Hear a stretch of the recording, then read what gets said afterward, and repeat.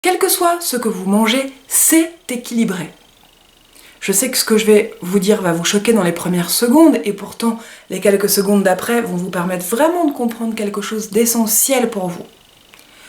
Vous vous affamez, c'est équilibré pour vous. Vous vous gavez, c'est équilibré pour vous. Vous mangez, vous avez l'impulsion d'aller que vers des carottes, c'est équilibré pour vous. Vous avez l'impulsion de vous gaver de McDo ou autre, c'est équilibré pour vous. Ou plutôt, c'est équilibrant pour vous. C'est qu'il y a quelque chose en vous, notamment physiologiquement, peut-être aussi émotionnellement, peut-être aussi énergétiquement, qui se rééquilibre avec cette malnutrition-là. Et quand je dis malnutrition, quelqu'un qui ne mange que des carottes, a priori une carotte ça paraît sain, que des carottes, ça paraît pas super équilibré pour l'organisme. Et pourtant quelqu'un qui n'aurait le réflexe que de manger ça, c'est que ce truc-là est équilibrant pour son corps. Ce qui fait qu'une personne qui vient au cabinet, qui me dit « Voilà Barbara, moi je ne mange que des petits pois » ou « Voilà Barbara, moi je ne parviens pas à manger 1 gramme de légumes, je ne mange que des pâtes, sauce tomate, pizza, que des choses grasses et connotées caloriques. » Je me dis « Ok, si ce qu'elle mange, elle, est équilibrant pour son corps, où est le problème dans son corps qui fait qu'elle a besoin de ça, que son corps a besoin de ça pour le rééquilibrer.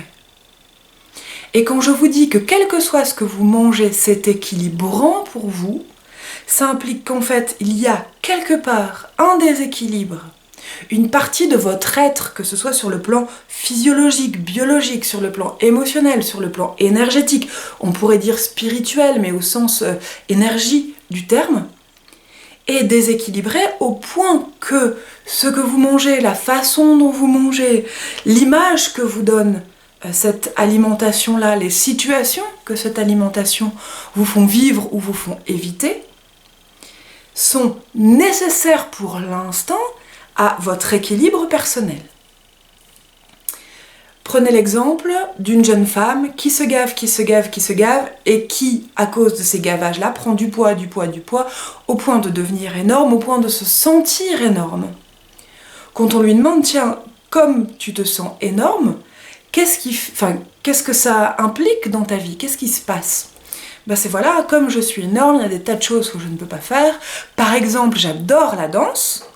Et parce que je suis énorme, personne ne m'invite à danser et je n'ose inviter personne. Ok, imaginons, coup de baguette magique, tu te désénormifies, toi, physiquement, en termes de volume et dans ta tête, tu sais que tu n'es plus énorme. Qu'est-ce que ça te permet de faire? Ça me permettrait d'aller danser avec plus de garçons, etc. Ok, imagine, tu vas danser avec plus de garçons. Au pire, il se passe quoi?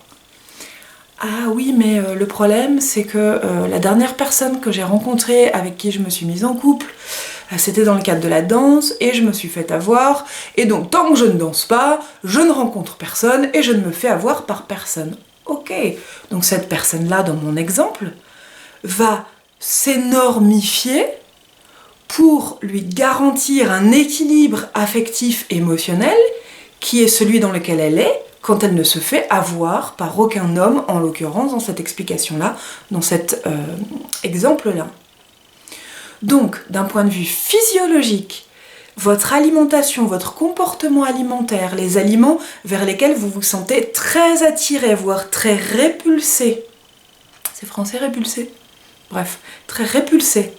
C'est parce que il y a quelque chose en vous qui est équilibré, qui s'équilibre, qui se maintient en une pseudo-stabilité, en la plus stable des stabilités possibles pour vous pour l'instant, quand vous allez vers ces aliments ou quand vous reculez de ces aliments.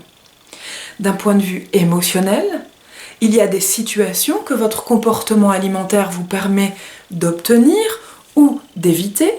Prenez l'exemple d'une adolescente qui aurait un papa pervers narcissique, qu'on peut appeler manipulateur, qui donne très très peu d'amour. Elle peut avoir, non seulement qui donne très très peu d'amour, mais qui attaque beaucoup.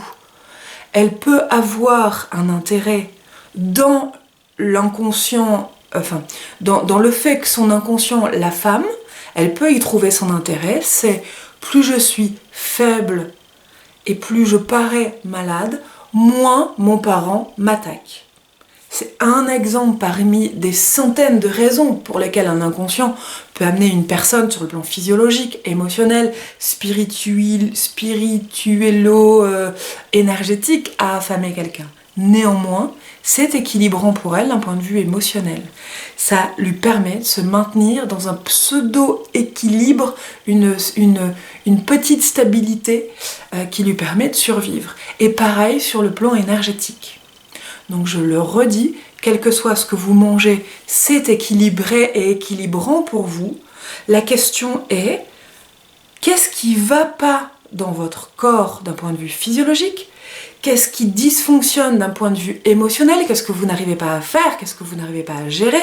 Qu'est-ce que votre inconscient craint pour vous pour l'instant sur le plan émotionnel pour avoir besoin de cette alimentation ?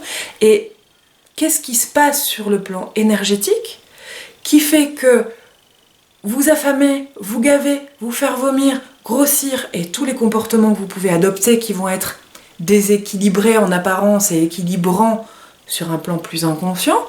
J'ai oublié comment j'ai commencé ma phrase, mais oui, qu'est-ce qui fait que sur un plan énergétique, ce truc-là est équilibré ? Qu'est-ce qui est sur un plan énergétique déséquilibré au point d'avoir besoin de ce rééquilibrage par l'alimentation foireuse ? C'est ce qu'on voit ensemble dans le programme TCA. Quoi faire concrètement pour en sortir ? Je vous donne toutes les informations en signature de cette vidéo.